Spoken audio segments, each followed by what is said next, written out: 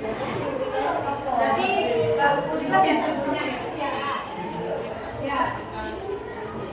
Apakah masih ada yang ingat? Hibah itu apa?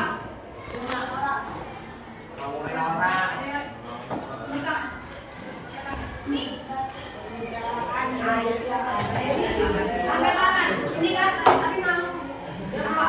Bicarakan baik orang lain. Ya, betul. Siapa namanya? Siapa namanya, Pak? Ya, 109. Ada yang lagi? Jawab. Yang belakang? Hibah itu apa? Tesnya disimpan dulu ya. Gak apa-apa salah.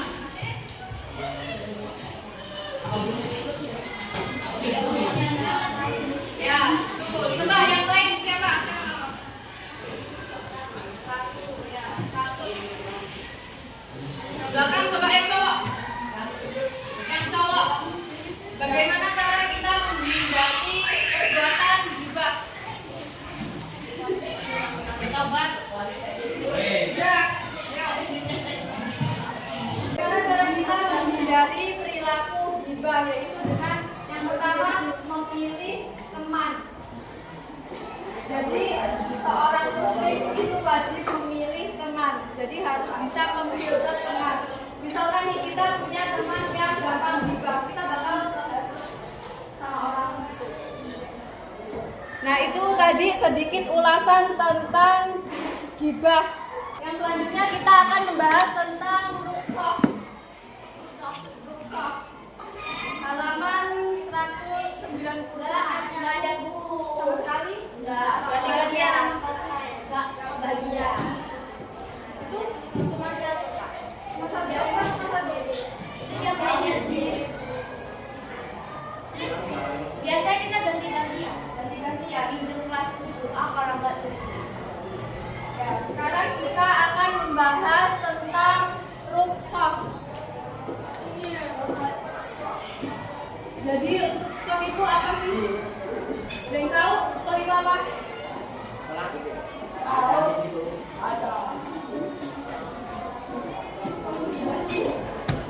Susah ya kalau kalian nggak ada. Apa sih? Boleh?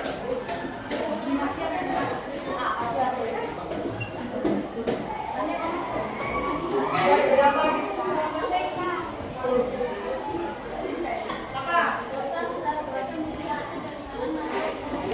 Ya betul. Jadi rukhsah itu adalah kemudahan, kelonggaran atau keringanan dalam beribadah. Secara istilah rukhsah itu merubah hukum dari hukum asal dengan syarat-syarat tertentu. Dengan tujuan untuk meringankan ketentuan-ketentuan Allah. Nah, contohnya apa sih itu rukhsah? Misalkan nih pada bulan Ramadan. Pada bulan Ramadan itu kita melakukan ibadah apa? Puasa. Puasa apa? Puasa Ramadan. Puasa Ramadan itu kan hukumnya wajib. Itu kita semua itu harus puasa. Kita harus puasa. Tetapi kita boleh tidak berpuasa. Tapi dengan syarat apa? Dengan syarat misalkan kita sedang bepergian jauh, musafir atau sedang sakit, itu tidak apa-apa kita tidak berpuasa. Tetapi kita harus menggantikannya dengan hari yang lain. Siapa yang di sini yang pernah nggak? Dari rukhsah kemudahan dalam melakukan ketentuan-ketentuan Allah ibadah. Misalkan sholat, zakat, puasa, haji, itu ada keringanan-keringanan dengan syarat atau dengan keadaan darurat. Nah, yang selanjutnya apa sih hukum rukhsah? Hukum rukhsah. Hukum rukhsah di sini diperbolehkan dengan syarat kebutuhan atau keterpaksaan. Ya betul, dengan keterpaksaan. Itu tertuang dalam surat Al-Baqarah ayat 290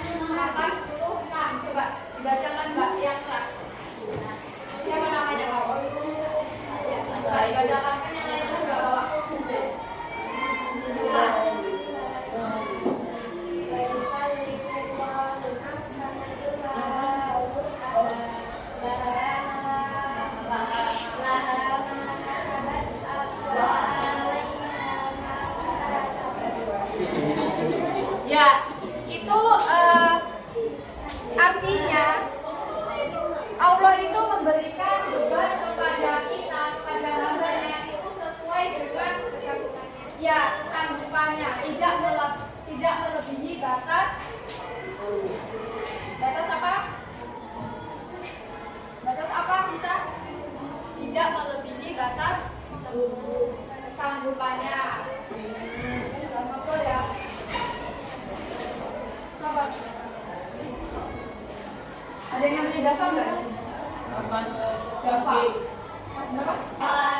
Kamu dari mana? Gak pernah pakai apa? Kalau juga bayar kasur. Apa? Bajunya kan masukin nggak?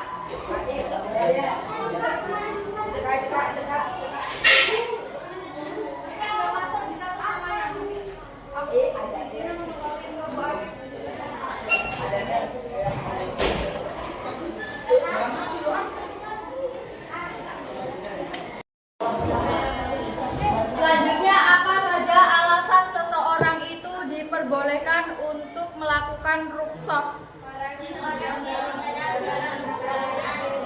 Ya, sedang dalam perjalanan atau musafir. Tetapi di sini ada syaratnya ya. Di sini perjalanan ini harus ada syaratnya, yaitu minimal 82 km sampai 90 km. Jadi kalau kalian misalkan nih di Kota Gajah, kalian ingin ke Bandar Lampung, itu kalian nggak bisa merukhsah atau merukhsah itu kan dalam perjalanan musafir, didengarkan itu yang pertama sekali. Musafir itu kan apa ya? Bentuk rukhsahnya itu kan dengan menjamak atau mengqashar sholat. Kalian tahu belum mengqashar menjamak sholat? Tahu belum? Gak paham belum? Belum ya? Ya, besok kakak jelasin tentang jamak sama qashar sholat. Jadi perjalanan itu kan kita bisa mengqashar atau menjamak sholat. Jadi walaupun kita dalam keadaan pergi jauh, misalkan kita di pesawat itu kan susah ya bersolat, ya enggak? Kalian pernah enggak naik pesawat? Nah kita kan bingung ya kalau misalkan mau sholat, kita mau gimana? Kita berdiri bisa enggak? Ada tempatnya enggak? Nah, gimana caranya? Caranya susah dengan duduk, ya, dengan duduk. Nah, bagaimana kak wudhunya kalau misalkan nggak ada air? Kita bisa dengan tayamum dengan badan. Kalian udah pernah belum praktek tayamum? Belum. Sebelumnya kelas sebelumnya? Tapi SD udah. SD ya, tapi lupa. Ya.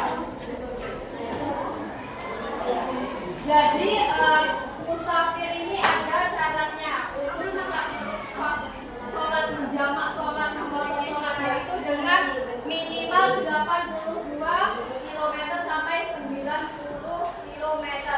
Misalkan kita dari Lampung ke Jawa, itu kan lebih dari 90 km. Nah, kita bisa dengan menjamak atau mengqashar sholat dengan merikas sholat,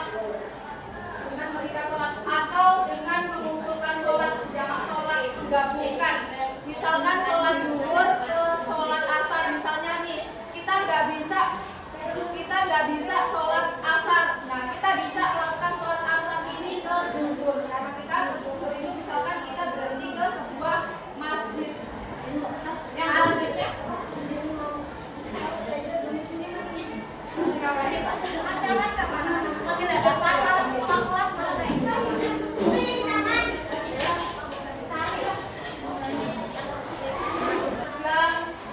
misalkan lagi mudik nih, misalkan kita lagi nyupir, nah kita berpuasa. Nah berpuasa ini kan kita kan nggak semangat ya, kayak lesu.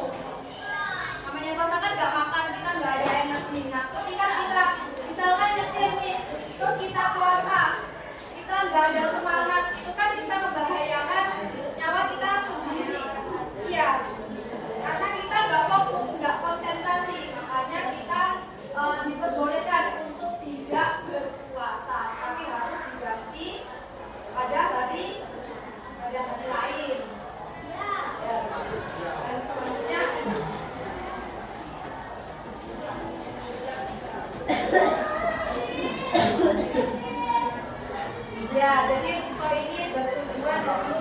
hilangkan